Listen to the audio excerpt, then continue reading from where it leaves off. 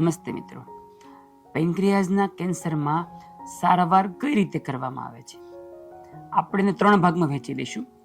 પહેલો ભાગ જેની અંદર સ્વાદુપિંડના કેન્સર ખૂબ શરૂઆતના સ્ટેજમાં હોય અને ઓપરેશનથી સંપૂર્ણપણે ગાંઠ નીકળી શકે એવી શક્યતા હોય, એવા કેસની અંદર દર્દીને સીધા ઓપરેશન માટે લેતા હોઈએ છીએ અને ગાંઠની સાથે આસપાસનો 1 કે 2 સેન્ટીમીટર માર્જિનથી સ્વાદુપિંડનો ભાગ કાઢી નાખવામાં આવે છે અને પછી ત્યાં નવા જોઈન્ટ્સ આપવામાં આવે છે. આ જે ઓપરેશન છે એ વિપલ્સ ઓપરેશન નામથી ઓળખાય છે. જો દર્દીને જમણી સાઈડમાં કેન્સર હોય અને ડાબી સાઈડમાં હોય તો ડિસ્ટલ પેન્ક્રિયાટિકોસ્પ્લેનેક્ટોમી નામથી ઓળખાય.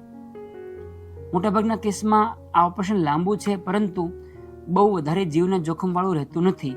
નવા સાધનો અને નવી ટેકનોલોજી આવ્યા પછી આ કામ ઘણું સેફ થઈ ગયું છે.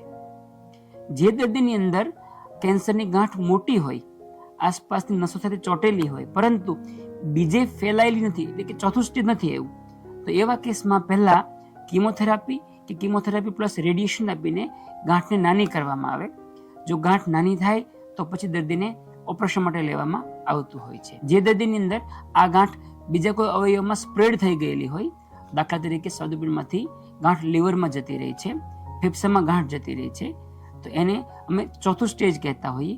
એવા કેસમાં ઓપરેશન કરવાથી સીધો કોઈ દર્દીને ફાયદો થતો નથી.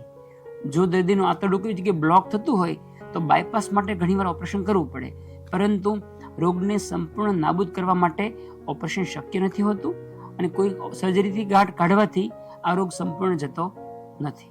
જો પિત્તની નળીમાં બ્લોક હોય તો એમાં સ્ટેન્ટ મૂકવામાં આવે છે, જેને આપણે સ્પ્રિંગ કહીએ છીએ સાદી ભાષામાં. એ પ્લાસ્ટિક અથવા મેટલની બનેલી નળી જેવું હોય છે, જે પિત્તની નળીને ખુલ્લી રાખે અને દર્દીને કમળો જતો રહે, થોડી ભૂખ લાગે અને એને સારું લાગે. જે દર્દીમાં કેન્સર ખૂબ આગળ વધી ગયેલું હોય, દર્દીની કન્ડિશન નાજુક હોય, તો એવા કેસમાં અમે એવું કહીએ કે તમે કોઈ પણ પ્રકારની થેરાપી ન અપાવો. હવે દર્દીને તકલીફ ન પડે, જે બાકીની જિંદગી છે એ ઓછામાં ઓછા દુઃખ સાથે પસાર થાય એવી કોશિશ કરવી જોઈએ.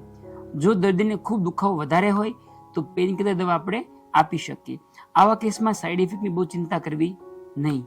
ઘણીવાર એવું બને કે આવા કેસમાં દુખાવો એટલો અસહ્ય હોય કે કોઈ દવાઓ કામ ન કરે, તો એવા કેસની અંદર અમે સિલિયાક પ્લેક્સસ બ્લોક, એટલે કે સ્વાદુપિંડની આસપાસના જ્ઞાનતંતુને ઇન્જેક્શન આપીને બેડા કરી દેતા હોઈએ છીએ, જેથી દુખાવામાં 2-3 મહિના સુધી રાહત દર્દીને રહેતી હોય છે.